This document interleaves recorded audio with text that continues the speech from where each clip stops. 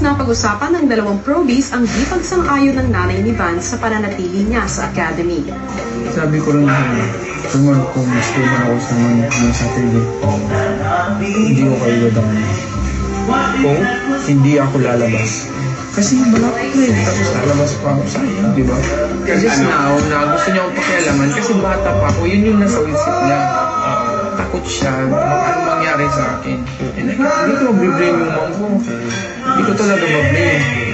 It just happened na at the same time gusto ko itong gawin. At the same time na. Basta kung ano man mangyari paglabas ko, alam ko may dahilan ng Diyos. Bakit nangyayari ka sa akin ngayon? Pero alam ko na may solution to.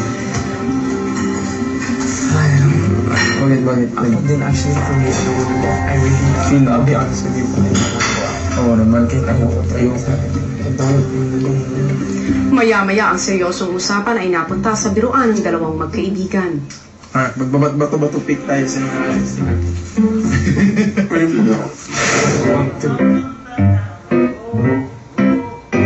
You're looking at my hand kasi look. You're going like this, look. He can see what direction I'm going. Hindi ko sige, go. Pwede mo tingnan yung kamay. Yeah, sige, watch, go.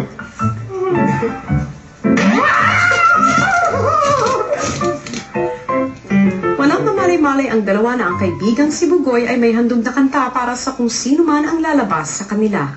Sa bawat paghihirap ay may magandang dahilan. Basta tiwala'y mananatili, buo ang pag-asa'y diliwanag pagdating natin sa dulo. Dito mo nasimulat yan, dito sa PD. Noong nakaraang Sabado na bawasan din naman ng isa ang scholars. Pasok ka sa top 6! Van! I'm sorry!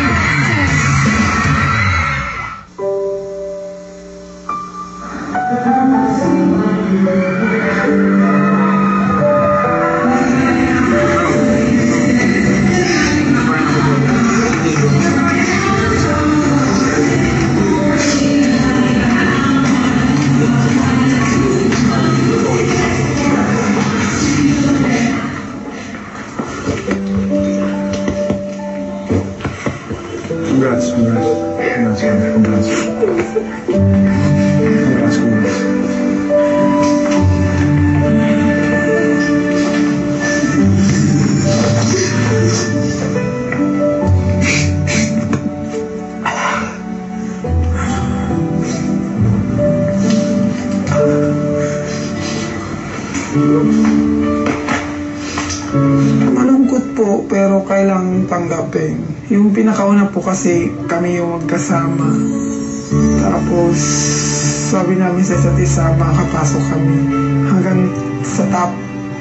Pero nga po yun, kailangang tanggapin, ganun talaga yung kompetisyon. Malungkot din para kay Sen, kasi syempre, alam ko na gusto niya rin po ito. Syempre nalungkot po ako. Kasi, umpisa pa lang po siya na po talaga yung kasama ko. Sobrang magbabago po talaga ngayon takbo ng buhay ko po dito sa loob. Kasi, isa po siya sa pinaka-close ko dito. Kinagabihan, binisita ni Headmaster ang top 6. Ano na ito pupunta na kayo dun na kung sino lang iboboto ng mga tao na grand dreamer, yun na yun. Pero ito sasabihin ko sa inyo, kaya manalo kayo kaya hindi, kayo nandiyan sa top 6, binabantayan kayo ng mga tao.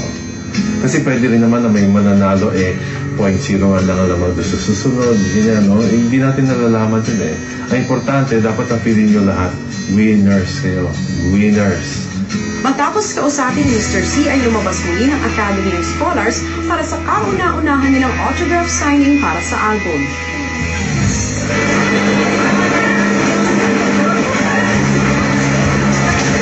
Dati po, sobrang pinapangarap ko na magkaroon ng kanta, yung tapos ngayon yun.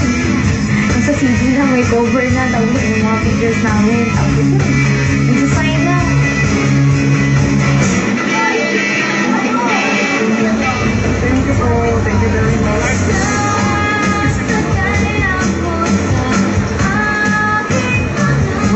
kasi parang pinakakapal ng mukha ko doon. Kasi oh my God, marami tumikilang tao na gustong makuha yung autograph signing namin. Nakakataba po ng puso yun. Matapos ang autograph signing, bumalik na muli ang scholars sa academy at hanap-hanap pa rin nila si Sen. Sorry. Kailangan. Sana pumasok si Nancy. Oo nga.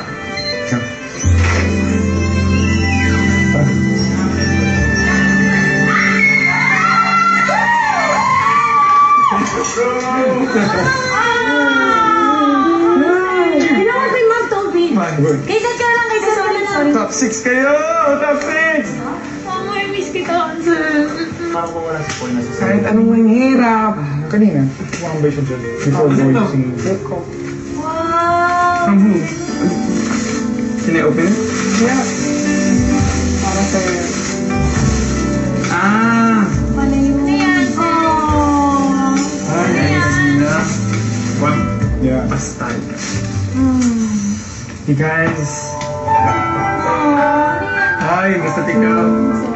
Kung ang mundo'y tumalikod at ikaw ay iniwan, eto ang aking kamay, huwag ka bibitaw dahil libre ang awa, basta ikaw.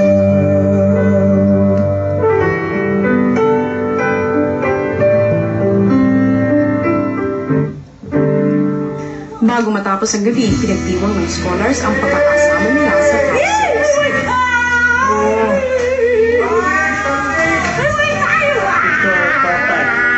Okay, get your glasses, get your glasses, get your glasses. Yeah.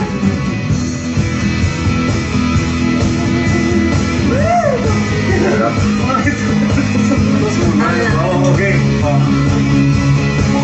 Para sa bayan! Hey, ikaw magsabi. Cheers to the top 6. Para sa ating bayan!